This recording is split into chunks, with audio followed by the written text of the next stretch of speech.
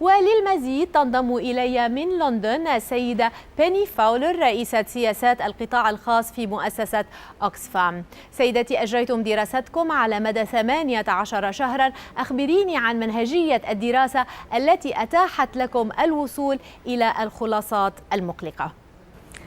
Okay, so Oxfam has spent 18 months, as you say, assessing the performance of the world's 10 biggest global food companies for how they're managing their supply chains. And in particular, we've been looking at key issues relating to how policies that relating to the workers and small-scale farmers involved in their supply chains and how well they're managing them to ensure these people benefit from being involved in these big companies' supply chains. We've also looked at these companies' policies relating to land and water use and also climate change. And then the final key thing we've looked at is how transparent they are about how they manage their supply chains. So we've done this work, we've gathered information from publicly available sources, and then we've been in dialogue with the companies, offering them an opportunity to give us additional information, and then we've assessed the performance of these companies against criteria and ranked them and scored them. حسناً، أنتم أطلقتم الأخبار السلبية. قلتم على سبيل المثال بأن كبار منتجي الشوكولا مثل نسلي ومارس ومونديلز تظلم المرأة الحاضرة في سلسلة الإنتاج. كيف ذلك؟ Sure. So in this case, we looked at the policies that these companies have relating to the protection of women's rights and ensuring that women involved in these companies' supply chains in growing and producing the cocoa beans that go into making the chocolate that these companies produce are treated fairly. And we found that these three big companies that source together at over 30% of the world's cocoa do not have any decent policies in place to deal with these matters. And this is hugely important because, as we all know, the role of women in promoting development, and particularly in terms of how their families fare, the impacts on children in terms of putting food on the table, is key.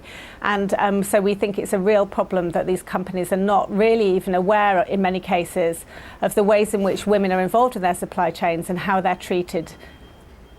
طيب، ماذا تتوقعون أن يفعل الناس بعد الاطلاع على تقريركم؟ هل يتوقفون عن شراء شوكولا مثلاً؟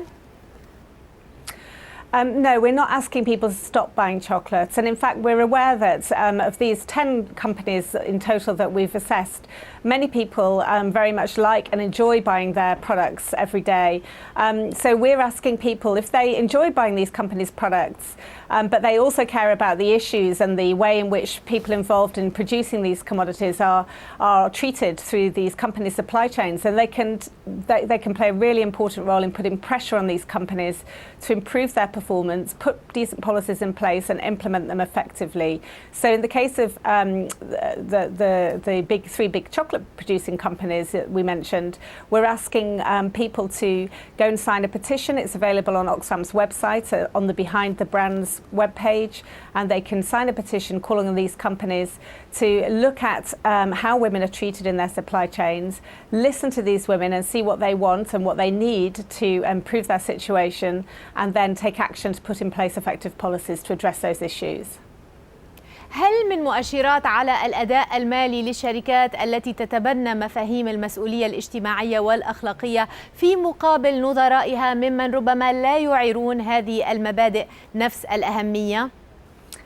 Well, one of the best studies that I've seen on this issue, a study by Mercer done a few years ago, looked at, I think, 20 academic studies assessing the performance of investments made taking a socially responsible investment approach versus more mainstream investment approaches.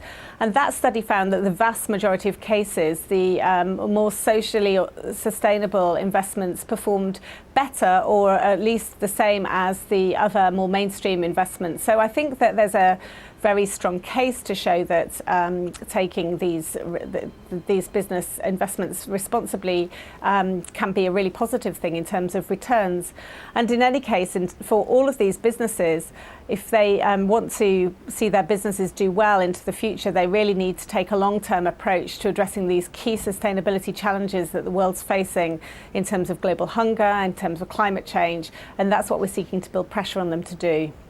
من لندن السيدة بيني فاولر رئيسة سياسات القطاع الخاص في مؤسسة أوكسفام، شكرا جزيلا لك.